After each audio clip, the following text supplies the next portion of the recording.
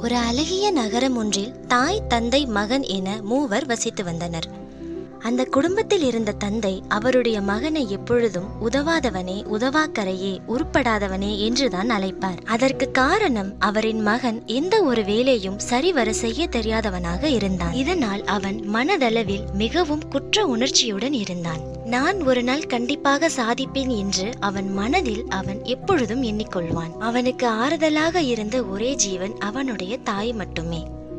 இப்படியே அவன் அவனுடைய வாலிப வயதை அடைந்தான். ஒரு நாள் நள்ளிரவில் அனைவரும் உறங்கிக் கொண்டிருக்க அவ்வீட்டின் மகன் மட்டும் உறங்காமல் எதையோ எண்ணிக்கொண்டிருந்தான். அப்பொழுது திடீரென்று ஏதோ சப்தம் அவனுக்கு கேட்க அவன் அறையிலிருந்து வெளியே வந்து பார்த்தான். அப்பொழுது அவனின் தந்தை மார்பை பிடித்தபடி தரையில் விழுந்து கிடந்தார். அதை பார்த்தவுடன் மிகவும் பதற்றத்தோடு அவன் தந்தையை அவன் காரில் அழைத்து சென்றான். அப்பொழுதும் அவனின் தந்தை, உதவாதவனே, காரை வேகமாக ஓட்டு என்று அவனை வஞ்சித்தார். ஆனால் அவன் அவனுடைய தந்தைக்கு ஏதேனும் நேர்ந்திடுமோ என்று அவன் பதபதைப்போடு இருந்தான். அவரை மருத்துவமனையில் அனுமதித்து வெளியில் மிகவும் பதற்றத்துடன் அமர்ந்திருந்தான். பின்பு மருத்துவர் வெளியே வந்து, உங்கள் தந்தைக்கு ஒன்றுமில்லை, அவர் சுகமாக இருக்கிறார் என்றார். அப்பொழுதுதான் அவனுக்கு உயிரே திரும்பி வந்தது.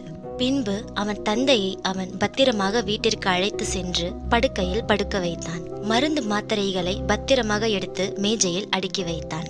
அதன் பின்பு அவரின் மனைவி அவரிடம் வந்து, நீங்கள் ஏன் நம்முடைய மகனை எப்பொழுதும் வஞ்சிக்கிறீர்கள்? அவனை உதவாதவன் என்று அழைக்கிறீர்கள்.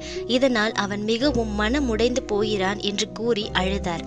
அதற்கு அந்த தந்தை, அவனை நான் ஒவ்வொரு முறை உதவாதவனே என்று கூறும் பொழுது முள் படுக்கையில் படுப்பது போல எனக்கு உள்ளது என்று கூறி அவரும் அழ ஆரம்பித்தார். என் மகன் எங்கிருந்து வந்தான்? அவன் என்னுடைய உயிர் இந்த பூமியில் உலாவுகிறது என்றால் அது அவன்தான். அவன் பள்ளி பருவத்தில் ஒரு முறை ஒரு போட்டியில் தோற்றான். அதிலிருந்து எனக்கு மிகவும் பயமாக இருக்கிறது என்றார். என் மகன் தோற்க கூடாது, அவன் அனைத்திலும் வெற்றி அடைய வேண்டும் என்ற பயத்தில்தான் அவனை நான் எப்பொழுதும் அவ்வாறே வஞ்சிக்கிறேன் என்று கூறினார். என் மகன் தலை நிமிர்ந்து வாழ வேண்டும், புகழோடும் பேரோடும் அவன் வாழ வேண்டும் என்று கூறி அவர் அழுதார். அவர் பேசிய அனைத்தையும் அறையின் வெளியில் இருந்து அவருடைய மகன் கேட்டுக்கொண்டிருந்தான். இவ்வாறு நம்முடைய தந்தை நம்மை திட்டும் பொழுதும் அடிக்கும் பொழுதும் அவர் மேல் கோபம் ஏற்பட்டால் அதை தயவு செய்து நாம் தவிர்க்க வேண்டும். அவர் அடிப்பதும் திட்டுவதும் நம்முடைய நலனுக்காகத்தான். நம்முடைய எதிர்காலம் சீர்குலைந்து போய்விடக் கூடாது என்ற பயத்தினால்தான் அவர் நம்மை அடிக்கிறார், திட்டுகிறார் என்று நாம் உணர வேண்டும். ஒருவன் இந்த சமுதாயத்தில் தனி அந்தஸ்தோடு வாழ வேண்டும் என்பது ஒவ்வொரு தகப்பனின் கனவு.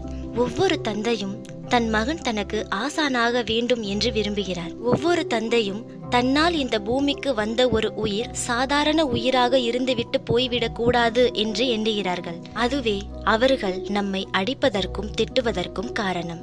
சமுதாயத்தில் நாம் ஒரு உன்னதமான நிலையை விரும்புபவரில் நாம் தந்தையை தவிர மிஞ்சியவர் எவரும் கிடையாது.